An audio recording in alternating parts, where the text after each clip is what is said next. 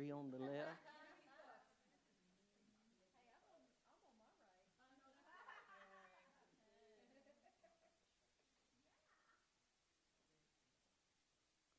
Well, happy Mother's Day to all the mothers in the house. I was thinking about Mother's Day. I want to maybe carry us on a little bit different trajectory on Mother's Day. Look at something a little different. And I think sometimes we lose what Mother's Day is because it is commercialized. It is a holiday, so to speak, and it's a good place. But what if we were to take motherhood and just for a moment set it aside and focus on the womb of a mother? What makes a mother? What makes a mother is a womb. And what if the womb was first the altar? I want to look at something. Before there was a temple, there was a womb. So let's look at Galatians. I'm going to read it to you, unless you want to pull your Bible or your phone out. For all the people that used to think the Bible, the hard copy was the sacred thing, now everything is digital. Galatians 4:4, but when in God's plan the proper time had fully come, God sent His Son, born of a woman. For Jesus to come to earth, it had to come through a woman. Now think about this. Have you ever considered that Jesus could have entered history by any means He wanted to? He could have came through fire. He could have came through thunder. He could have come through an army. I mean, whatever your mind could dream up, Jesus could have came to earth in any way He wanted, but He chose to come through a woman. Not only a woman, He came through a woman's womb. The very thing that was minimized and overlooked. They didn't see Him coming through a womb.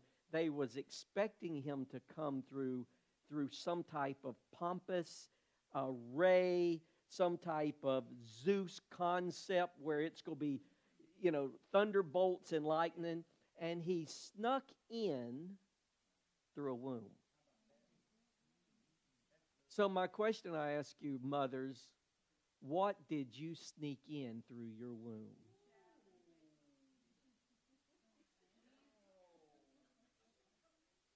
What did you sneak in? What did you bring to earth? Because the womb is an altar, and first it became a dwelling place.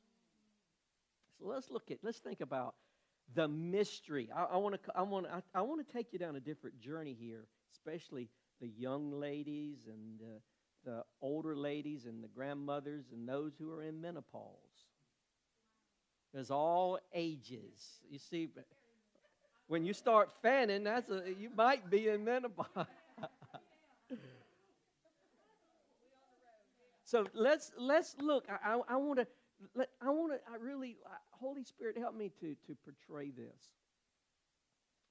Because there is a battle over the womb. And what if the womb is not just reproduction, but it's a portal? And what is a portal? A portal, when we talk about portal, you've seen portals in movies, you've seen portals in science, you see portal. But a portal is a gate. It's a threshold. It's a bridge. It is the crossing point between two realities. Are y'all with me? So the womb is a bridge between the invisible and the visible.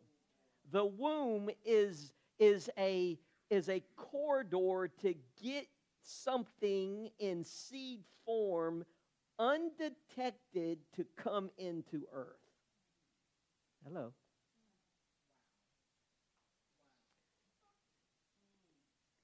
God used a womb to invade earth. When you're looking, it's like the shaft I talked about. God used a womb to invade the very earth that needed to be conquered. The enemy didn't see the womb as the weapon. Women, you didn't realize you had a weapon. You thought it was just reproduction. You thought it was just a birthing canal. No, it was a strategic weapon that God planned to get everything in heaven on earth.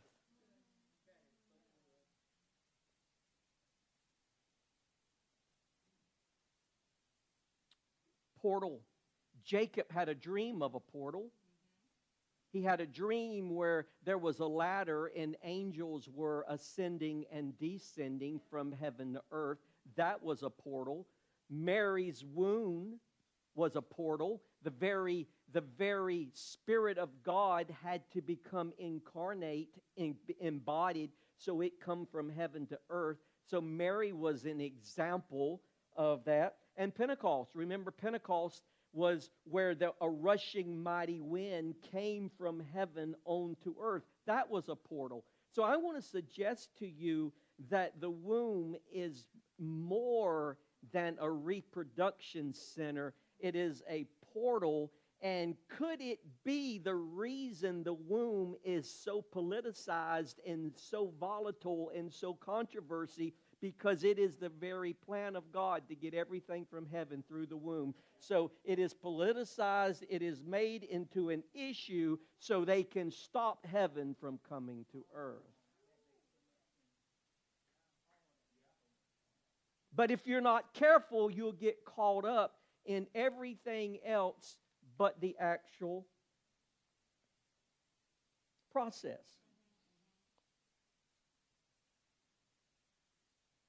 In the movies, we had Doctor Strange. You had magic circles and teleportation. You had to be in the Matrix. You had to be in a certain meeting place. Yeah, you know all the movies that the portal where you could stick your hand from the visible to the invisible. There's always been this intrigue about how do we get into the wormhole. And see, God made it so simple to cross natural and supernatural, visible and invisible, just through a womb. And the enemy knows that the womb is the portal that he can't stop, so he has to make laws to stop it. He has to make things to mess up the portal, because he can't stop the portal, so he has to come against the portal. And how often do we come into alignment with the portal? See, the portal is the hidden door. Let's go a little further with this. See, when God redeemed the earth, he didn't look for a throne, he looked for a womb. You would think that God would have come by throne, but he came by womb. Only a woman can carry both pain and promise at the same time. Only a woman can be broken open and still love harder. The woman, the way God created it, he so designed it that it was to confound the natural mind. So let's just take a few moments. I want to share some things to ponder what makes a mother so special. Say to yourself, I am special. I may not have realized it, but I'm special. See, a mother is not just a person, she is sacred technology.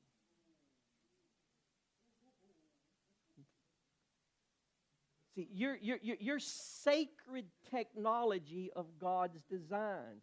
See, you hold the tension between birth and burial and between hope and heartbreak.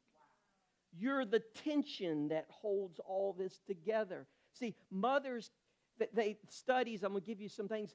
Did you know that mothers can carry their children's cells forever? During pregnancy, a mother and baby exchange cells through the placenta. And even after the baby is born, the cells are embedded into the DNA of the mother and into the brain, and they can be remembered for decades. So these fetal cells can literally be carried by the mother for her whole lifetime. Mothers, you carry your child, even though your child is no longer in you, you carry the very cells of your child in you. That's why there is such a connection. When they talk about the loss of a child by a parent, part of you feels the pain of the loss that no one else can feel. You don't have this same cell connection in marriage. You don't have it through adoption, but you do through a biological concept. The cells that were exchanged in the time of pregnancy are in you, so therefore there is a loss of a human being that's a part of you.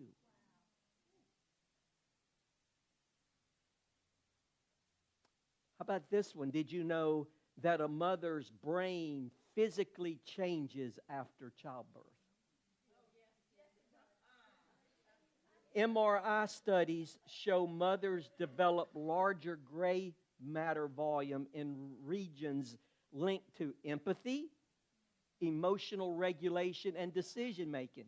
In short, motherhood rewires a mother's brain to love deeper, sense danger faster, and sacrifice more instinctively.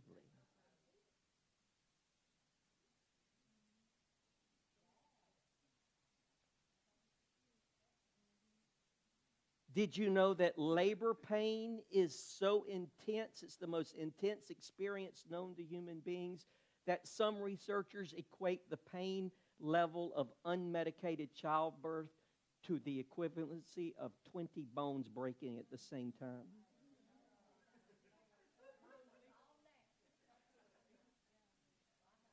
It's equivalent to 20 bones broken at the same time, yet mothers will do it again willingly. See, this is not about pain tolerance. This is divine resilience. See, motherhood is something that is divine. It is something that is supernatural. And if you're not careful, you will mistake it for just natural life when it is a divine blueprint. Studies show that a child hearing a mother's voice reduces cortisol, which is a stress hormone, and boosts oxytocin, which is a love. Therefore, it puts everything at peace. Your voice alone can shift chemistry. Did you hear what I said? Your voice alone can shift neurological chemistry in a child.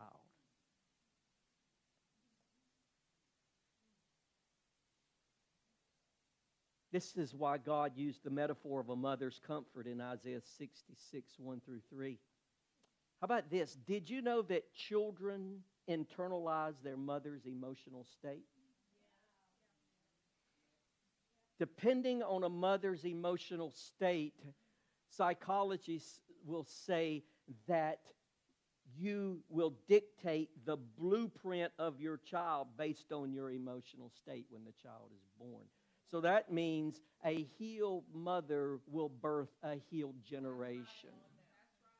It means a mother of love will birth a child of love. This lets you know why if the enemy can get you not to know who you are and to struggle with your identity, you can birth children that do not know who they are. And rejection can be born in a child at birth.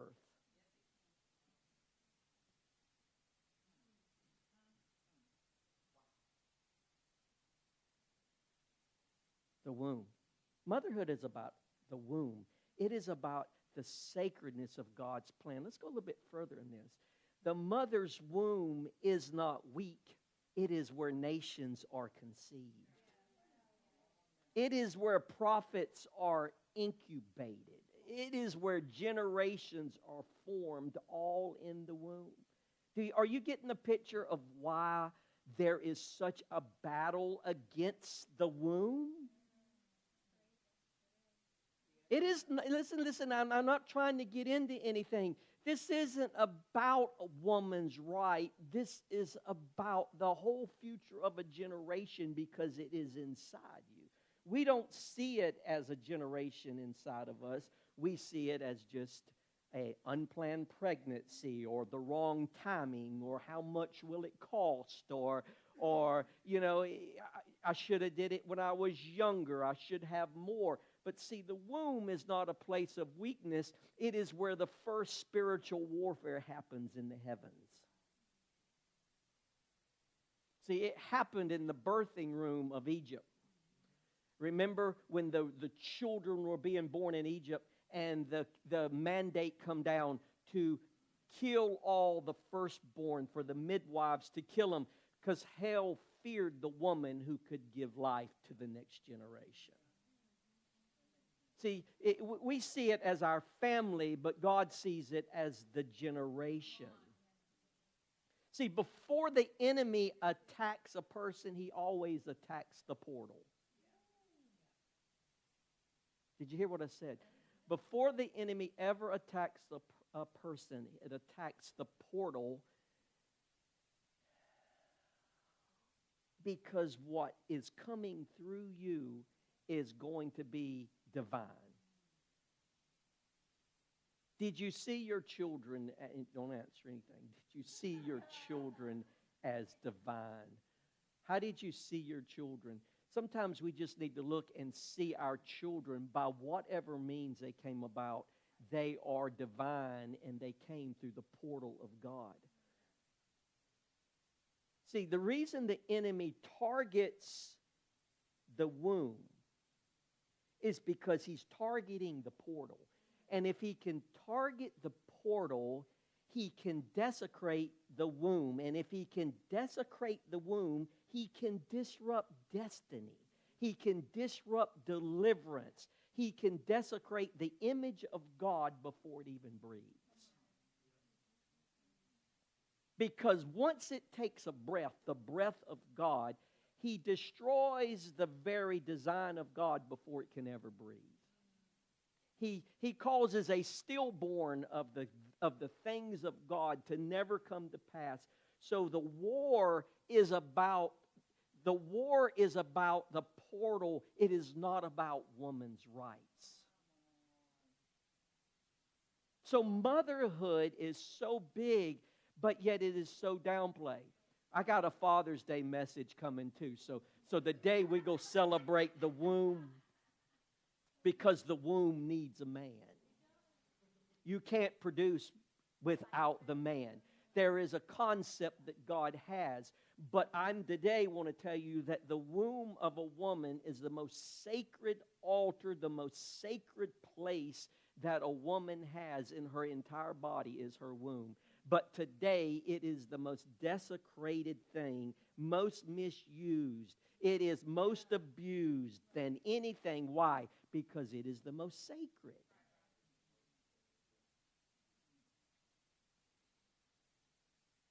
See, it's a strike when there is anything going against the womb. It is a strike against the very nature of God.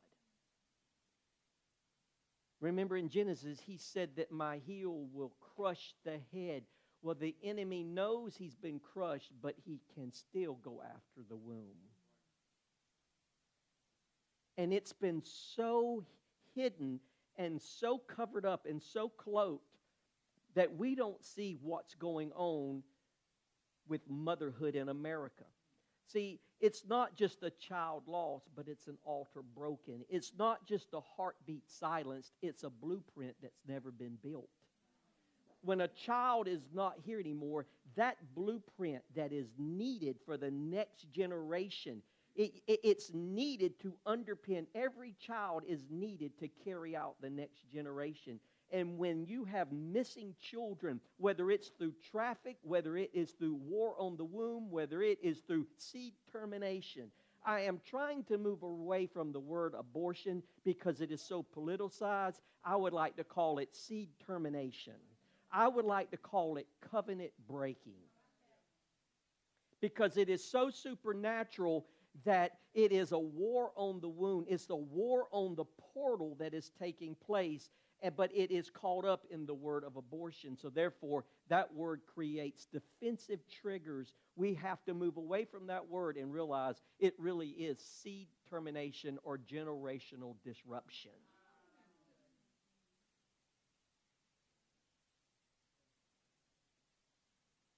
Why is the womb targeted? Why? Why is the womb targeted? Because the womb is the only place God ever chose to incarnate himself. God never has come in any form except through the womb to incarnate himself. Why is the womb targeted? Because the womb is God's sanctified gate. It carries prophets, deliverers, and reformers and kings. No way a king can get to earth unless it comes through the womb. No way a prophet can get to earth unless it comes through the womb. Everything that God has in heaven, he's got to get to earth, must come through the womb. So the enemy knows that I got to close the womb up in order to stop the transformation of a society and a culture. Because the womb is the original tabernacle, Satan always tries to defile what is holy. That's why Pharaoh ordered babies to be drowned. That's why Herod slaughtered the innocent. That's why war on the womb has become man's solution to inconvenience. It's spiritual warfare cloaked in social and political language. Let's say that again. It is spiritual warfare cloaked in language that is politicized and cultural.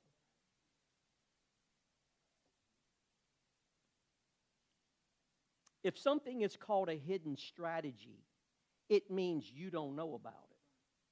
So the hidden strategy is the war you and I don't see. So the enemy has a war that is taking place, but we don't see it because we are blind to it. Now listen to this. The world doesn't tell you this, but the destruction of the womb isn't just about birth control, it's about legacy control.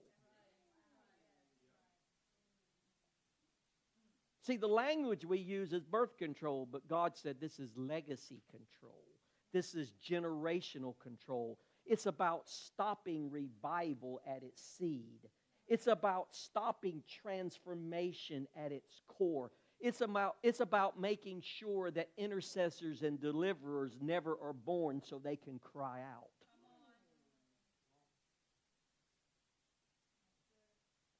See, the womb was first the altar.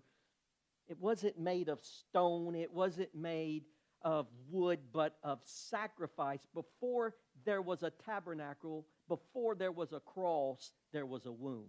You got to understand that. The womb was before the cross. The womb was before Jesus. The womb was before the Bible.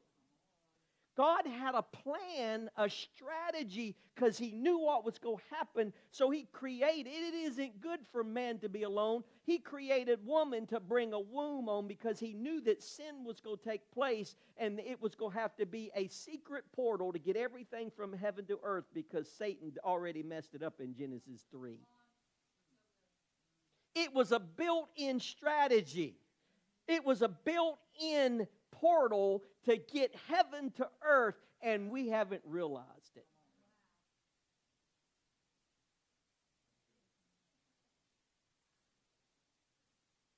Now you see why I changed this 2 or 3 times this morning. See, he chose, think about this. Jesus chose the entry point to the world through a womb. Of all the ways he could come, he chose a womb. It was the secret sanctuary of her body that the eternal became an embryo. I'm going to sneak in as an embryo. I'm going to sneak in on an embryo. I'm not coming in on a jet. I'm not coming in on angels. I'm coming in as an embryo. You won't even know I'm in the house.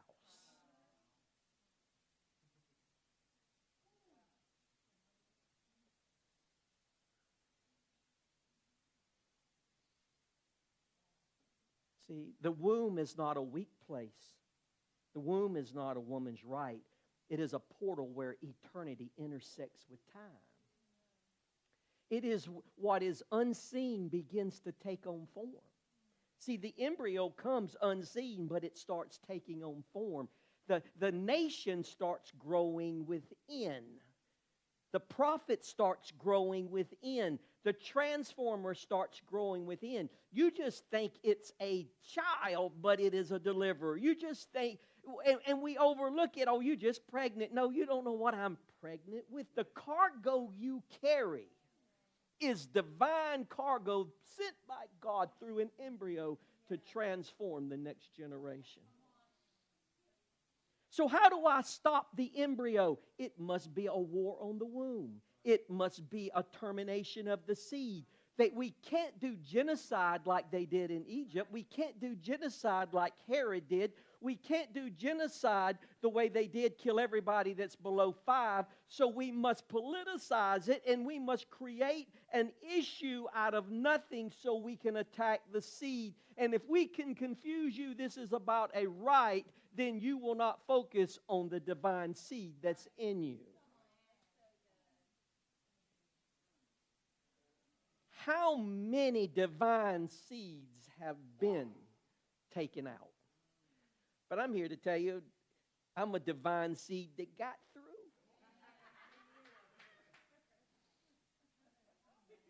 Hey, I got through.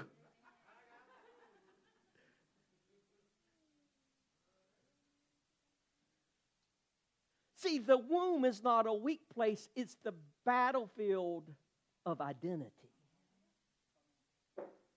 It's the sanctuary of purpose. Think about what I'm saying to you now. I'm giving you some heavy stuff here. The womb is a battlefield where identity is taking place. The womb is a place where purpose is being cultivated. It is where God's image is being perpetuated on earth.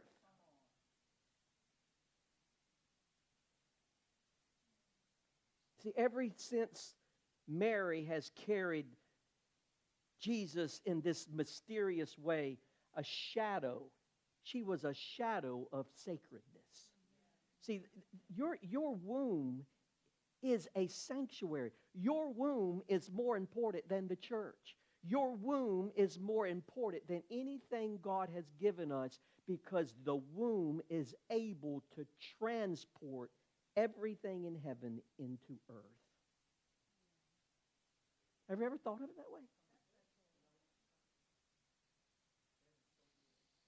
See, a mother doesn't carry just a baby.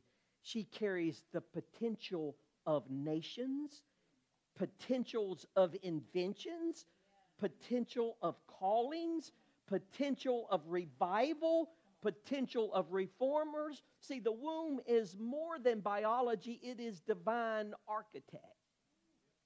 It is a blueprint inside of you that you haven't really seen yet, but you get to birth a blueprint that God has a plan to build upon. He has to have a blueprint to build upon, and you are the architect that births the blueprint for God to build upon. Motherhood.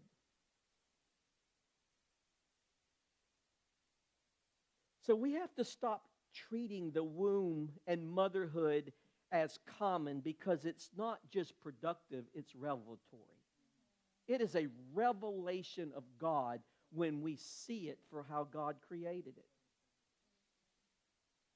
So to the woman who had an abortion, you're not an outcast.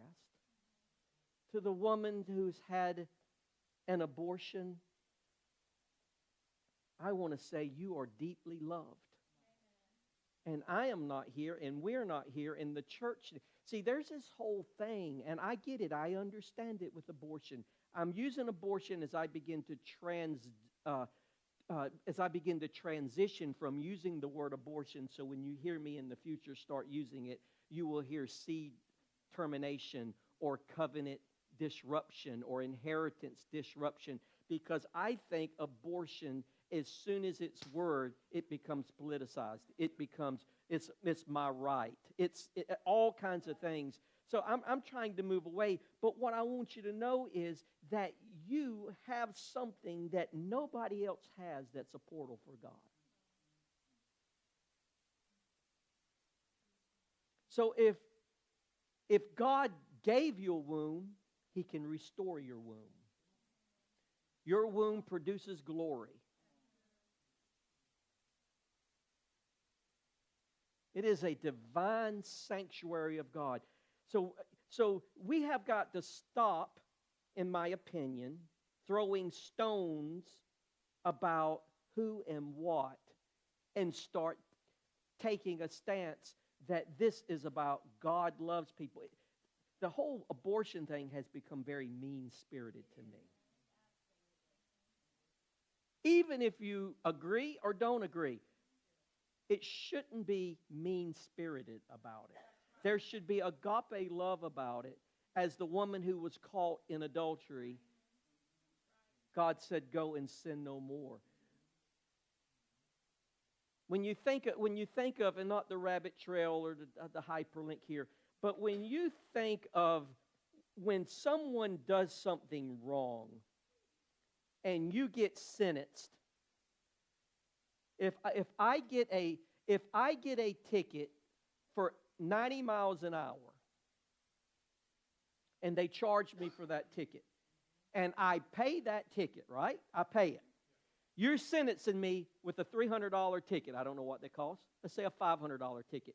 And you take 4 points off my license. Okay? I paid the price for the situation. Okay? I got caught with drugs. You sentenced me to 3 years. I went to jail for 3 years. Now I'm out of jail. I paid the price for that. Why is it still following me? Why is it still on my record? And see, I go to get a job, and if I don't tell them that I have a record, then they will fire me. And if I tell them I have a record, they won't hire me. It's damned if I do and damned if I don't. So there is no restitution and restoration of my mess-ups. I have to carry them for the rest of my life. I'm telling you, that is not kingdom. Because if I paid the ticket and if I got the points off my license, then why isn't it erased from my past?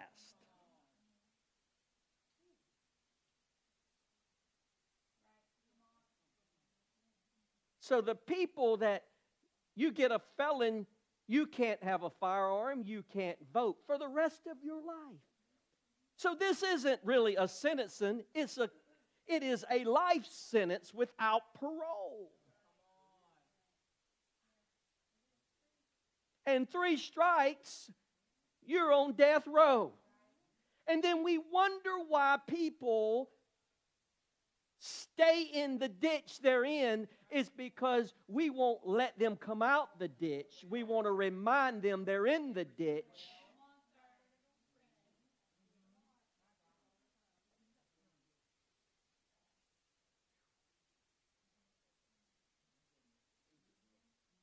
So I don't really care a whole lot, in case you might have been mistaken about me. I really don't give a poo about Democrat nor a double poo about Republican. I'm neither.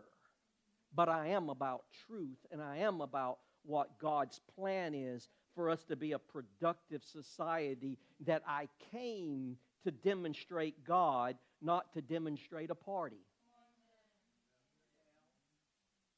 Please don't put a R on my name, and please don't put a D on my name. Or an I, or any other label you have. I'm not of this world, but I live in it, so therefore I have to navigate it with the best decisions I have. So see, a womb is holy. So we have to protect it and protect the gate of heaven. I want to read something else to you I had. Let me find it here.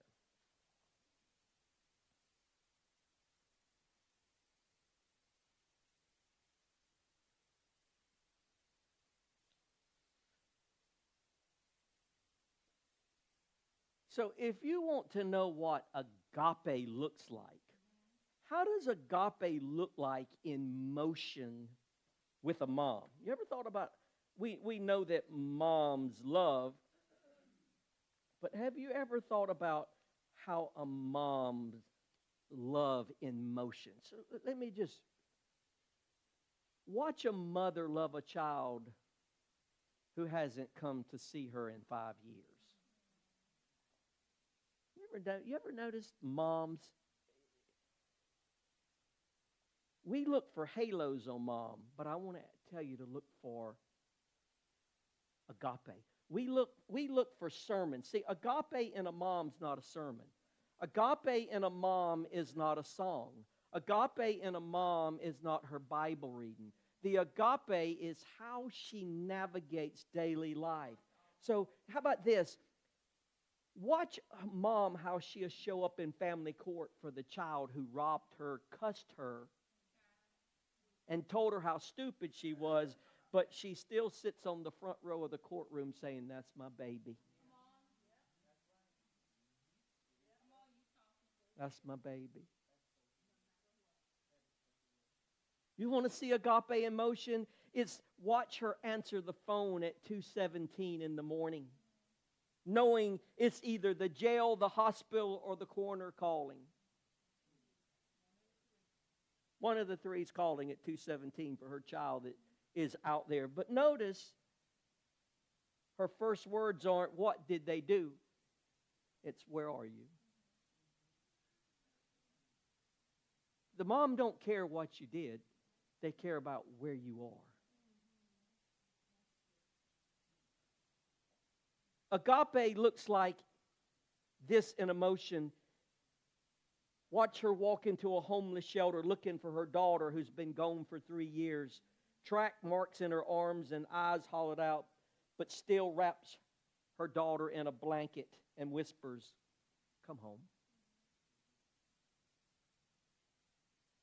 Mamas, it doesn't matter where their children are and what they are. They don't see the dirt, they see the gold.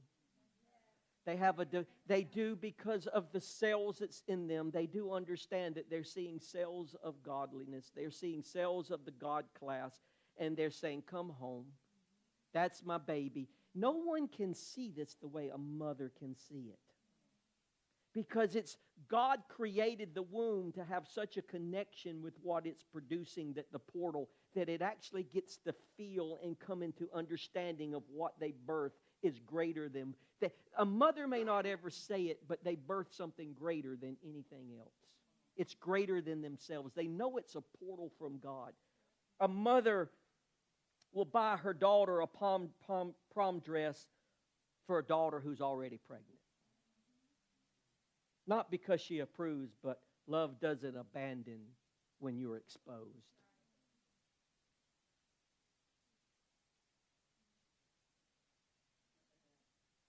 A mother with agape in motion. Watch her cry in the church bathroom after hearing another sermon that condemned her child, and still lifts her hands and worships, because her faith isn't what she sees, it's what God promised when she was pregnant. See, we have to understand. I don't understand all this of how God created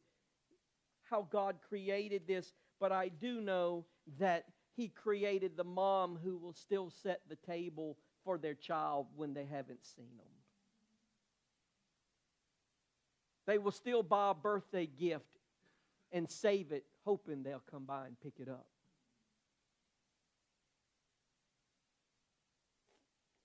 She doesn't, a mother with agape doesn't just raise children, she revealed God. See, your child is not an offspring just of you. It's a revelation of the God you serve. It's God in you coming through you. Because agape just didn't fall from heaven. Sometimes it was wrapped in stretch marks, scars, and silence, and it called itself mom. See, when you see your stretch marks, Mom, you need to know that I birthed something on earth. This is the tension that came through me to birth what God wanted to birth on earth.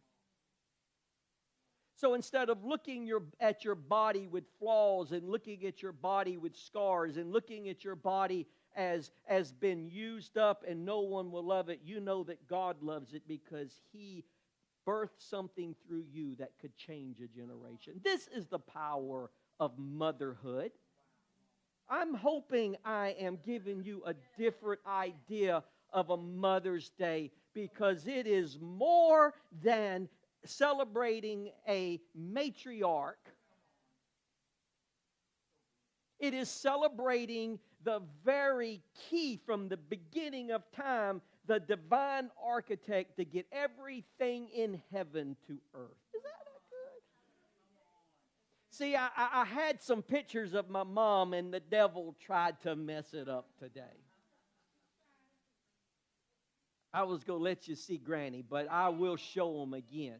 Because, see, my mom was 41 when she got pregnant by me. Somewhere in May of 1968.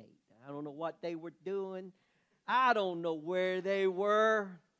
They could have been at a drive-in, one of those old drive-up movies where you put the little things in. I don't know. They could have been in the back seat. But God, it doesn't matter what you're doing. God says, I'm getting Timothy on earth.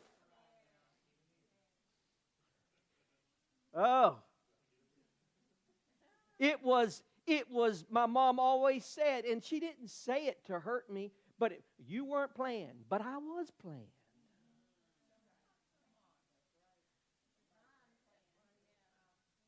I was planned.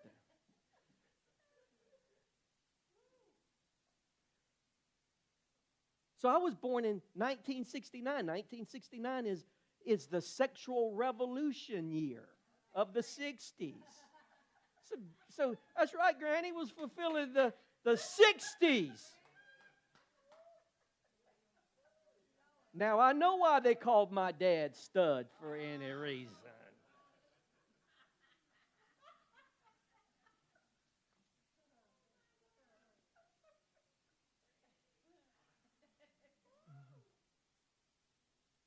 So I was born.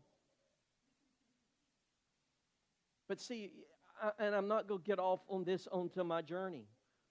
But see, I have been through a lot. I have very close to death through ODs. I have just everything that could destroy the divine plan, the enemy tried to destroy. But I am here today to tell you, he cannot destroy the divine plan in me nor in you.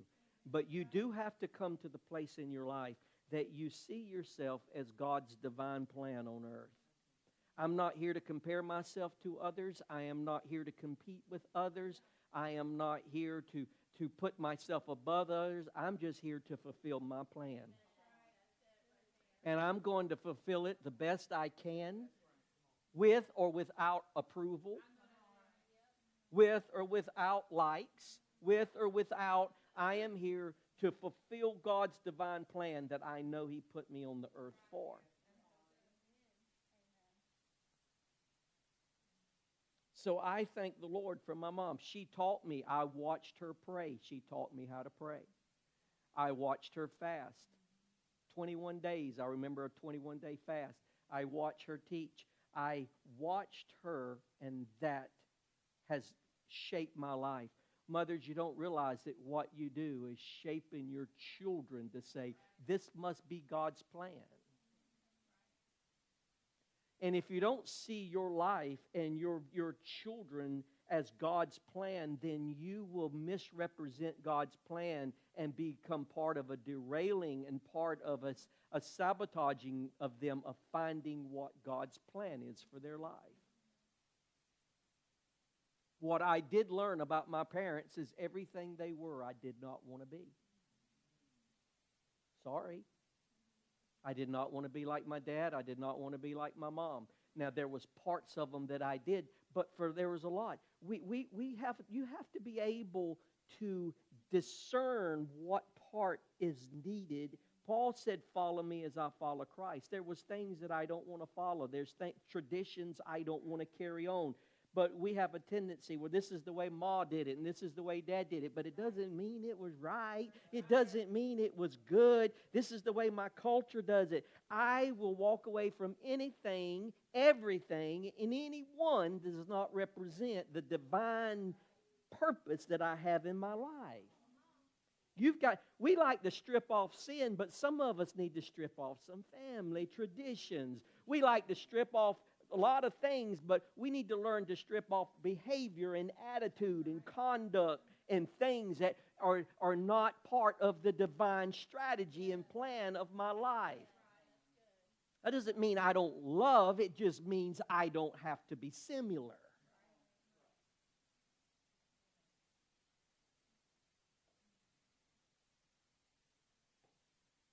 See, mothers teach us what God looks like in disguise.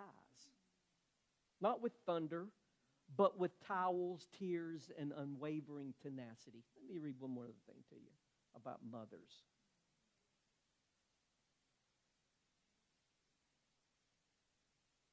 I hope this helps you. Excellent, she says.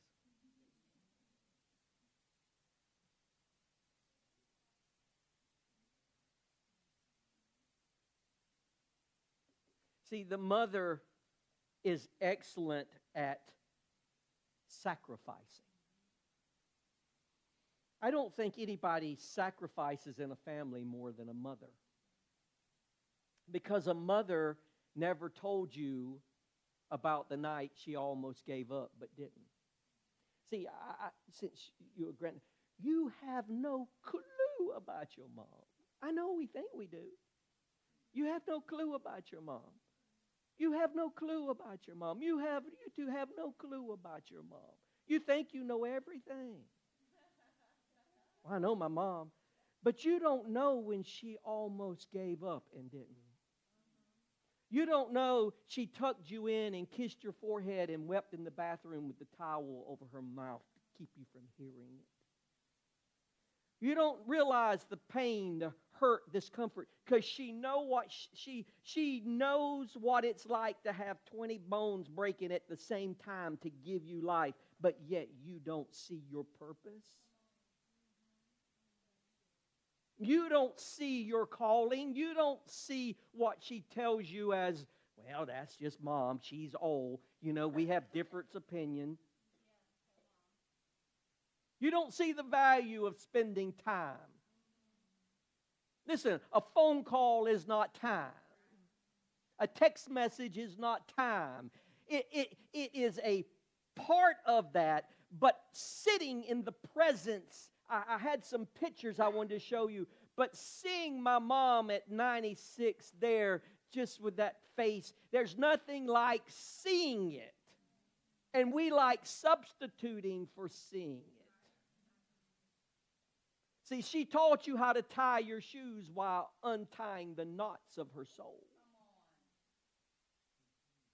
She was able to not show it, but help you by tying your shoes, but inside she was untying the knots of her marriage, the knots of her identity, the knots of her past, the knots of her failure, the knots of her identity is all in that. But for you, everything's good.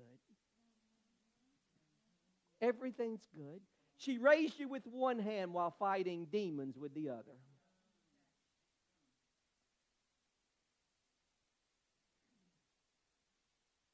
That's not motherhood. That's called intercession in motion. The value of a mother. Mothers, your value is indispensable. Your value has been minimized. Motherhood has been reduced to a twerk. Motherhood has been reduced to a pole dance. Motherhood has been reduced to a big booty bubble butt.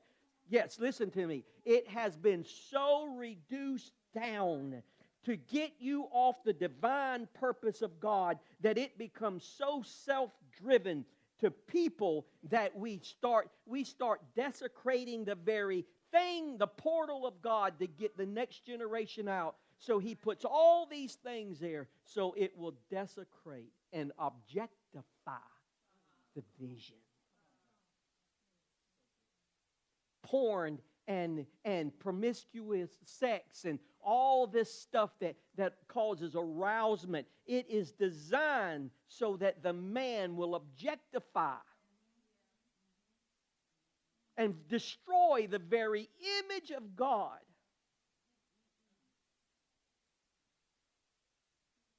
Be pregnant and sleeping around. Be pregnant and making pregnant porno videos. Why is that? So that you can defile the very image of God's portal. The sacredness of putting another man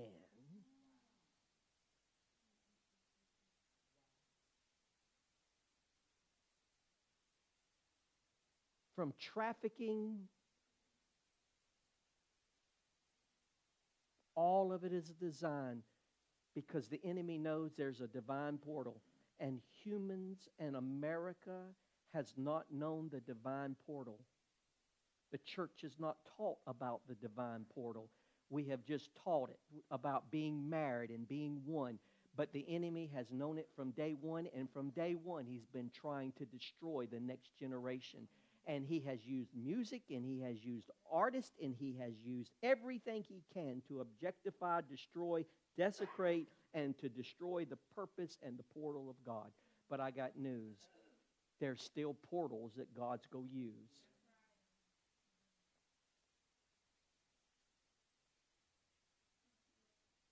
I'm almost done here. 11:46. Y'all go get out here.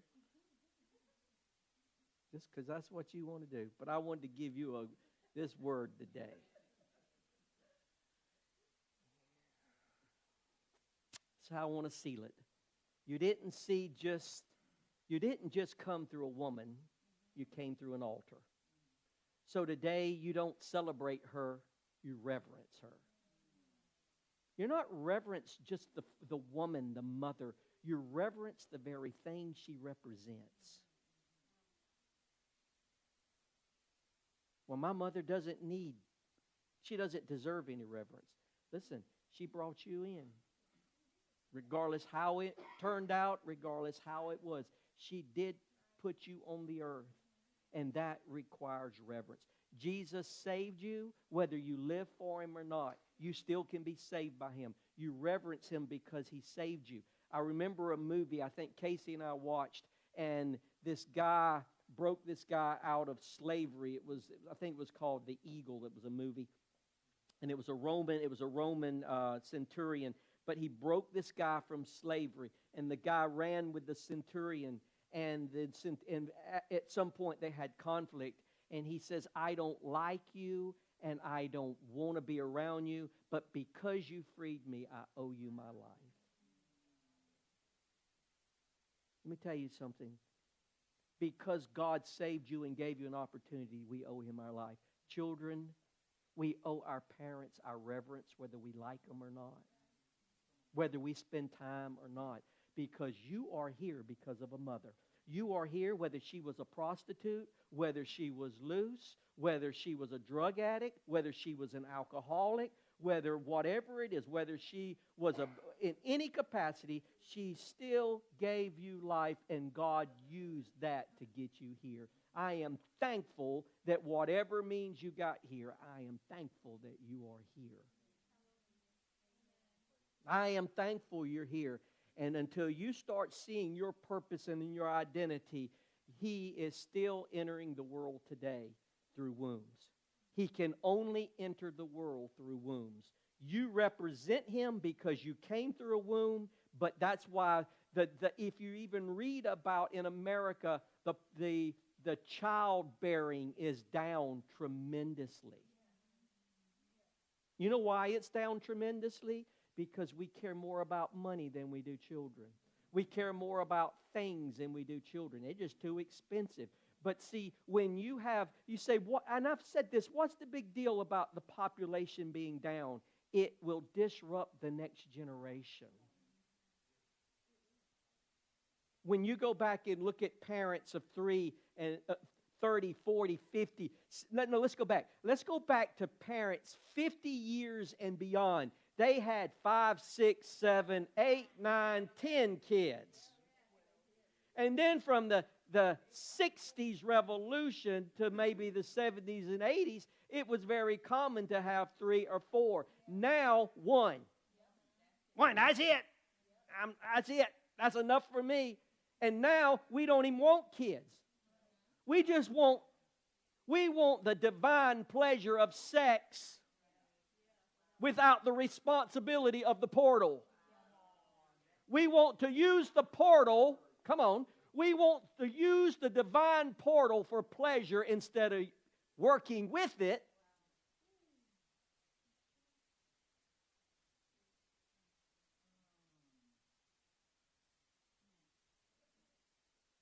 So, Father, everybody stand. I thank you for motherhood. I thank you for the womb. I thank you for divine strategy. I thank you for a divine portal. I thank you for every mom here today. I thank you for the moms that are here, the moms that have passed. And I want to, if there's one thing I hope